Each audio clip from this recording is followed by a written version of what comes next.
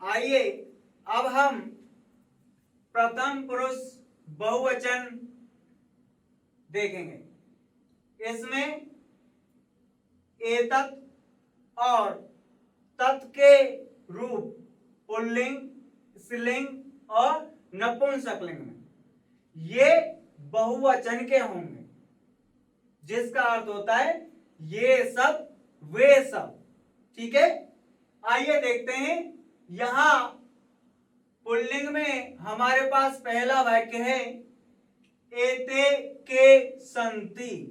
ठीक है, एते के संति, एते बालका संति, बालका नमन्ति। तो एते के संति, एते का मतलब है ये सब, एते ये सब, के कौन, संति हैं, ये सब कौन है। यहां इसका उत्तर है एते बालका संति। तो एते ये सब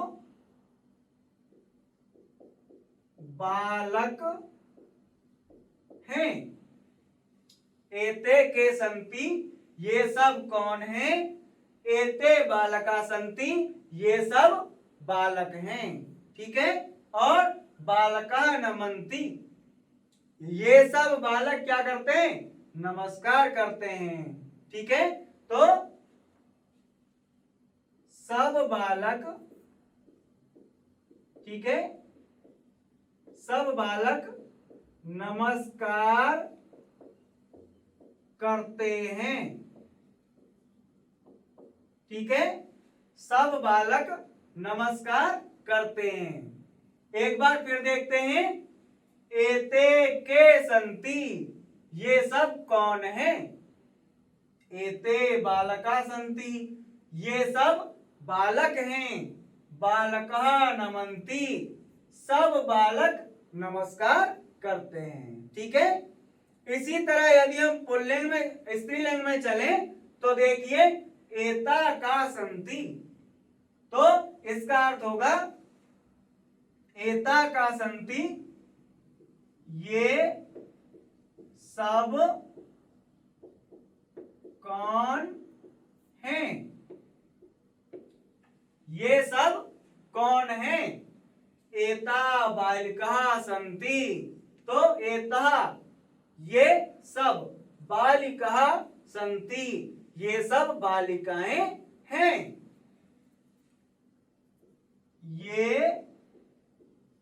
सब बालिकाएं हैं। क्या अनुवाद हो जाएगा, ये सब बालिकाएं हैं। ठीक है, बालिका नृत्यन्ति, तो बालिका क्या करती हैं, सब बालिकाएं नाचती हैं। ठीक है, तो बालिका, सब बालिकाएं नाचती हैं। सब बालिकाएं नाचती हैं। फिर से देखिए, एता का संति, ये स्त्रीलिंग में है। एता का संति, तो ये सब कौन है। एता बालिका संति, ये सब बालिकाएं हैं। बालिका नृत्यन्ति, तो सब बालिकाएं नाचती हैं। ठीक है, इसी तरह नपुंसकलिंग की बात करें तो नपुंसकलिंग में है एतानी कानी संति। अनुवाद क्या हो जाएगा, एतानी कानी संति, तो ये सब क्या हैं। एतानी कमलानी संति, तो ये सब कमल हैं। ठीक है, कमल का पुष्प जो होता है ना, तो एतानी कमलानी संति, ये सब कमल हैं। कमलानी विकसंति, कमल खिलते हैं। तो सब कमल खिलते हैं, क्योंकि ये बहुवचन में और बहुवचन के रूप हम पढ़ रहे हैं। तो देखिए, एतानी कानी संति, ये सब क्या हैं। ठीक है, क्या होगा, एतानी कमलानी संति, तो ये सब कमल हैं। क्या हो जाएगा, ये सब कमल हैं। और कमलानी विकसंती, तो सब कमल खिलते हैं। ठीक है, एक बार फिर हम देखेंगे, एतानी कानी संति, ये सब क्या हैं, नपुंसकलिंग। एतानी कमलानी संति, तो ये सब कमल हैं। और कमलानी विकसंती, तो सब कमल खिलते हैं। ठीक है, तो इस प्रकार से जो हम पढ़ रहे हैं यह है एतद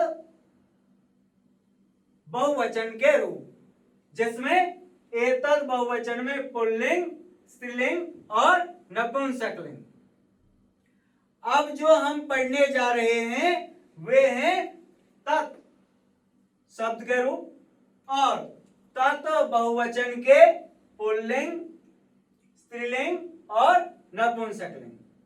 तो तत् बहुवचन में सबसे पहली बार हम देख रहे हैं, सबसे पहली बार हमारे पास एक वाक्य है, ते के संति। ये बहुवचन का रूप है, बहुवचन पुल्लिंग में है। ठीक है, तो ते के संति, यहां हम क्या लिखेंगे, वे सब कौन हैं। ठीक है, वे सब कौन हैं, ते के संति, वे सब कौन हैं। ठीक है, स तौ ते, तो ये बहुवचन में, ते छात्रा संति, तो क्या हो जाएगा अर्थ, वे सब छात्र हैं। इसका हिंदी अनुवाद हो जाएगा, वे सब छात्र हैं, ते छात्रा संति, वे सब छात्र हैं। अब बात करते हैं छात्रा नमन्ति। छात्रा नमन्ति, तो सब छात्र क्या करते हैं, नमस्कार करते हैं। छात्रा नमन्ति, सब छात्र नमस्कार करते हैं। तो देखिए, सब छात्र नमस्कार करते हैं। ठीक है, एक बार फिर देखते हैं, ते के संति, वे सब कौन हैं। ठीक है, ते वे सब, के संति कौन हैं, ते छात्रा संति, तो वे सब छात्र हैं। ठीक है, छात्रा नमन्ति, सब छात्र नमस्कार करते हैं। ठीक है, इसी प्रकार से बात करें हम स्त्रीलिंग की, तो स्त्रीलिंग में रूप है ता। ठीक है,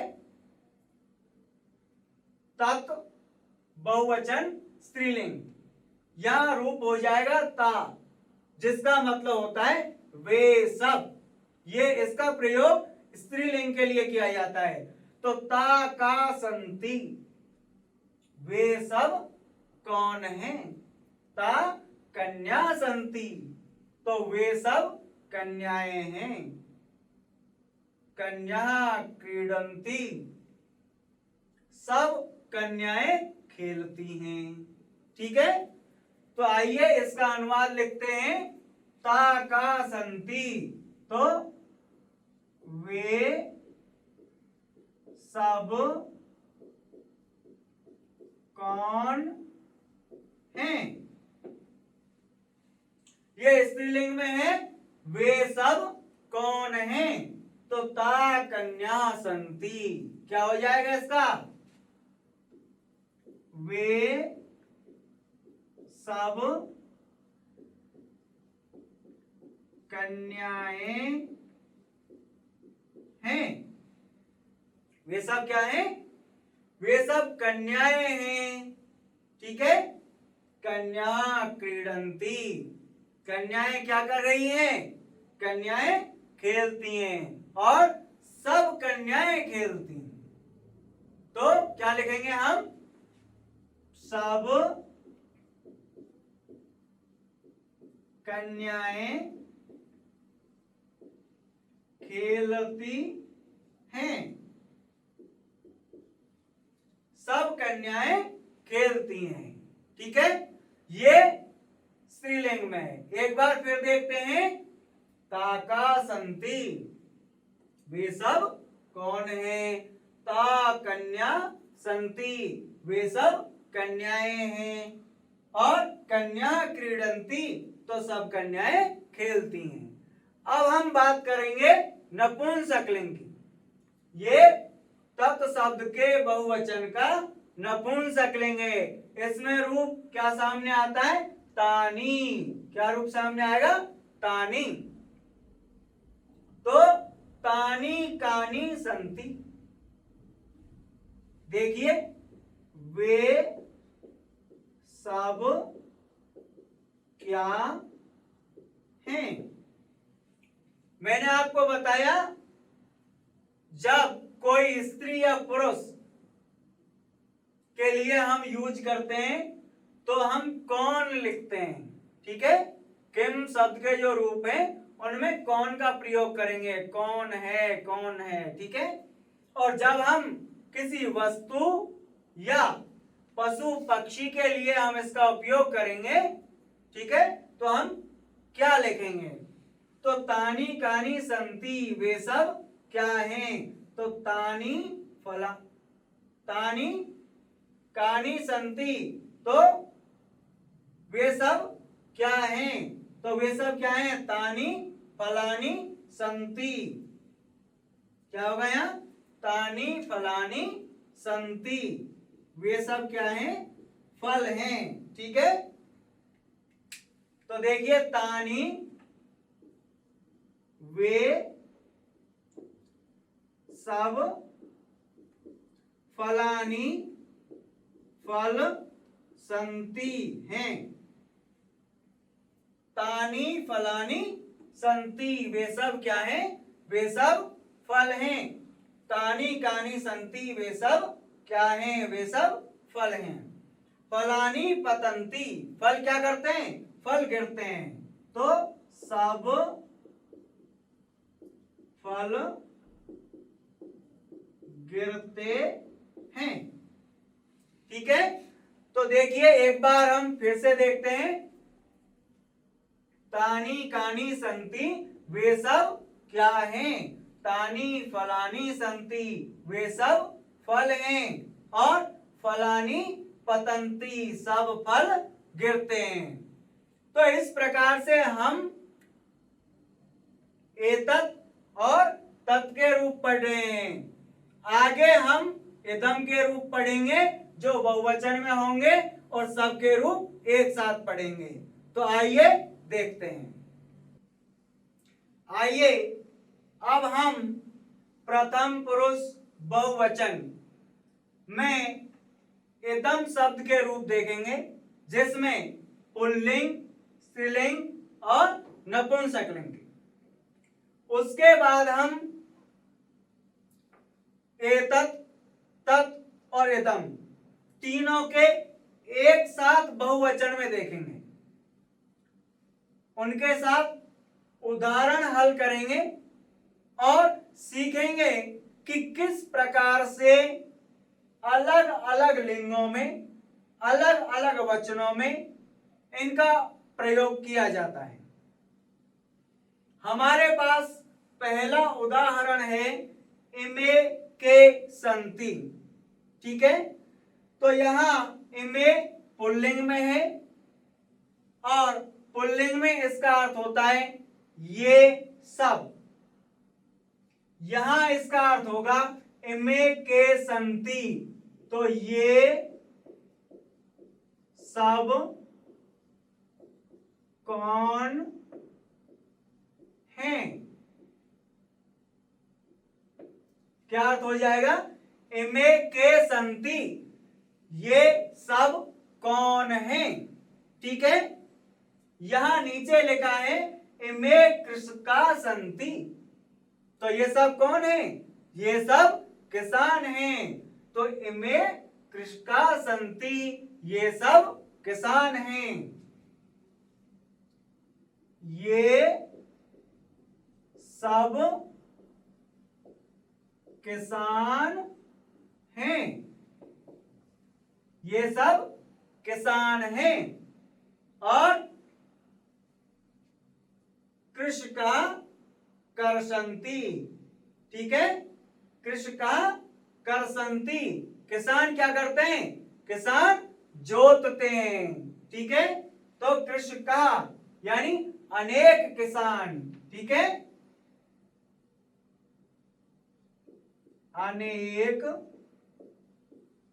किसान जोतते हैं, अनेक किसान जोतते हैं। एक बार फिर हम इसे देखेंगे, इमे के संति, ये सब कौन है, इमे कृषका संति, ये सब किसान हैं। कृषका करसंति, तो अनेक किसान जोतते हैं। ठीक है,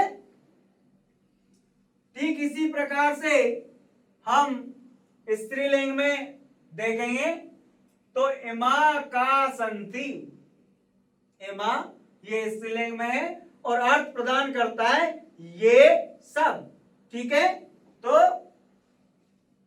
इमा ये सब कौन है,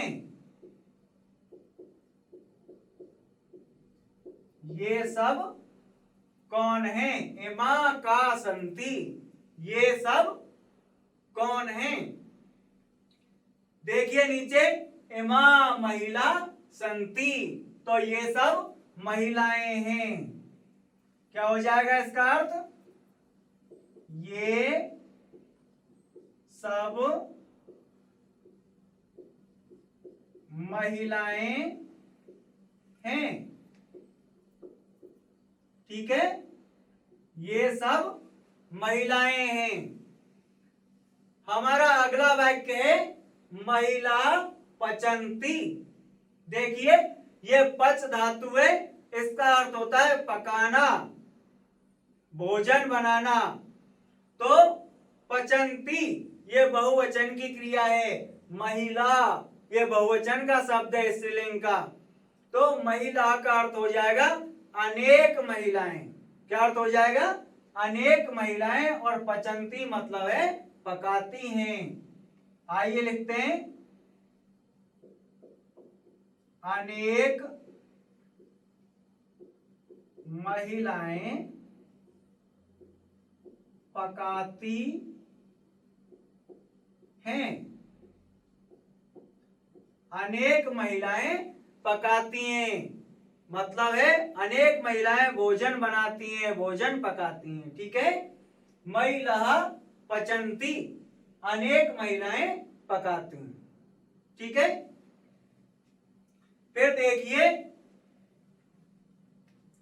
इमानी कानी संति, ये नपुंसकलिंग है, तो नपुंसकलिंग में होगा इमानी कानी संति। इसके रूप पुल्लिंग, स्त्रीलिंग और नपुंसकलिंग में है इमे, इमा, इमानी। क्या हो जाएंगे, इमे, इमा, इमानी। तो इमानी कानी संति, वही अर्थ होगा नपुंसकलिंग में भी। तो यहां हम लिखेंगे ये सब क्या हैं, इमानी कानी संति, तो ये सब क्या हैं। दूसरा, इमानी वाहनानी संति, तो ये सब वाहन हैं। ये सब वाहन हैं। ठीक है, वाहनानि चलन्ति, तो अनेक वाहन चलते हैं। क्या लिखेंगे? अनेक वाहन चलते हैं। ठीक है, अनेक वाहन चलते हैं। और इस प्रकार से आपका ये जो इदम शब्द के रूप हैं वो नपुंसकलिंग में भी हो गया। आइए देखते हैं, इमानी कानी संति, तो ये सब क्या हैं? ठीक, इसी तरह इमानी वाहनानि संति, तो ये सब वाहन हैं। वाहनानि चलन्ति, तो अनेक वाहन चलते हैं। अभी तक हमने देखा इदम शब्द के बहुवचन के तीनों लिंगों में रूप। अब हम देखेंगे तत्, एतत् और इदम तीनों शब्दों के बहुवचन में रूप। ठीक है, पुल्लिंग, स्त्रीलिंग और नपुंसकलिंग में ये किस प्रकार से चलते हैं और किस प्रकार इनका वाक्यों में प्रयोग किया जाता है, आइए ये देखते हैं। हमारे पास पहला वाक्य है सिंह गर्जन्ति। ठीक है, तो सिंह, सिंहो, सिंहा, सिंह एक शेर, सिंहो दो शेर और सिंहा अनेक शेर। सिंहो गर्जन्ति, तो हम क्या लिखेंगे? अनेक शेर गरजते हैं। क्या अर्थ हो जाएगा? अनेक शेर गरजते हैं, क्योंकि यहां पर ये बहुवचन में है। ठीक है, इसी प्रकार से एते गर्जन्ति, तो एते का अर्थ क्या हो जाएगा? ये सब। ठीक है, ये सब गरजते हैं। क्या अर्थ होगा? ये सब गरजते हैं। और ते गर्जन्ति, एते, ये जो शब्द रूप है ये एतत् का है, ते ये तत् का है, और ये इमे जो है यह इदम का है। यह बहुवचन है और पुल्लिंग में हम देख रहे हैं। तो ते गर्जन्ति, ते का मतलब है वे सब। ते का मतलब क्या है पुल्लिंग में? वे सब। और गर्जन्ति गरजते हैं। क्या हो जाएगा?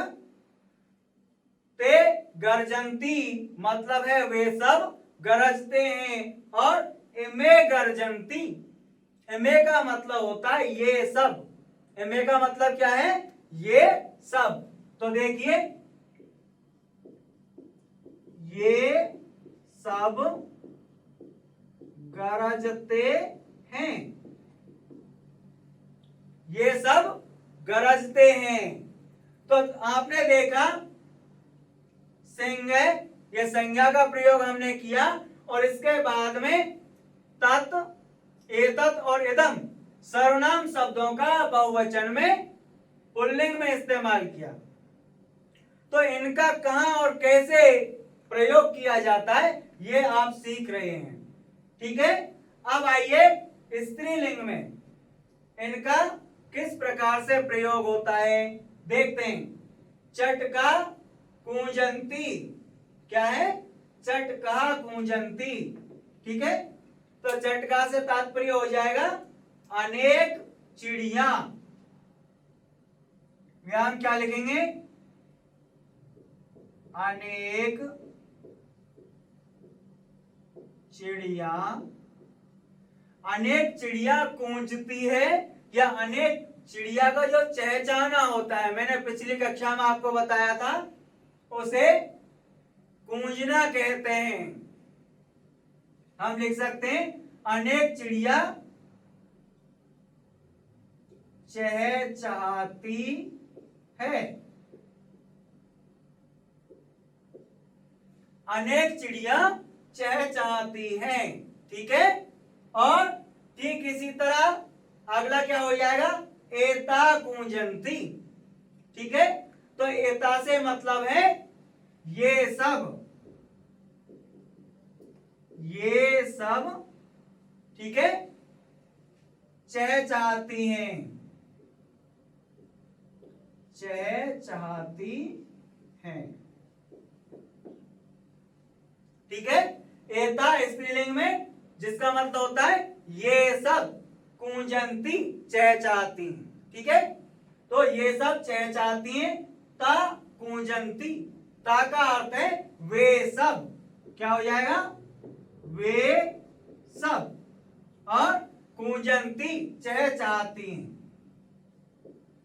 चहचहाती हैं। ठीक है, हमारा अगला वाक्य है एमा कूंजंती। तो एमा का अर्थ होता है ये सब, एमा का अर्थ क्या है, ये सब। कूंजंती चहचहाती हैं, ये सब चहचहाती हैं। ठीक है, ये हमारा स्त्रीलिंग में हो जाएगा। तो स्त्रीलिंग में एता, ता और एमा।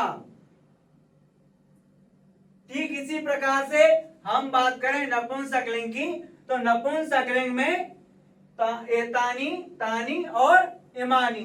ठीक है, चक्राणी चलंती, तो अनेक चक्र चलते हैं। क्या अर्थ हो जाएगा, अनेक चक्र चलते हैं, अनेक चक्र चलते हैं। एतानी चलंती, तो एतानी से मतलब है ये सब चलते हैं। ठीक है, तानी चलंती, तो वे सब चलते हैं। और एमानी चलंती, तो एमानी का मतलब है ये सब,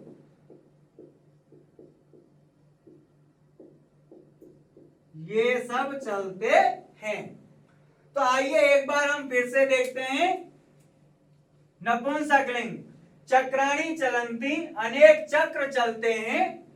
एतानी चलंती, ये सब चलते हैं। तानी चलंती, वे सब चलते हैं। और इमानी चलंती, तो ये सब चलते हैं। इस प्रकार से हमने देखा, सबसे पहली बार हमने इदम शब्द जो है उसका पुल्लिंग, स्त्रीलिंग और नपुंसकलिंग, ये प्रथम पुरुष बहुवचन का रूप हम देख चुके हैं। उसके बाद में हमने बहुवचन की संज्ञाएं ली और तत्, एतत् और इदम शब्द के बहुवचन के सर्वनाम लिए। उन बहुवचन के सर्वनामों का पुल्लिंग, स्त्रीलिंग और नपुंसकलिंग में वाक्यों में प्रयोग किया। आशा करता हूं आपको वाक्यों में प्रयोग करना अच्छे से आ गया होगा। इस प्रकार से हमारा ये सब वाक्य जो है इनका अनुवाद है। आइए अब हम आगे बढ़ते हैं।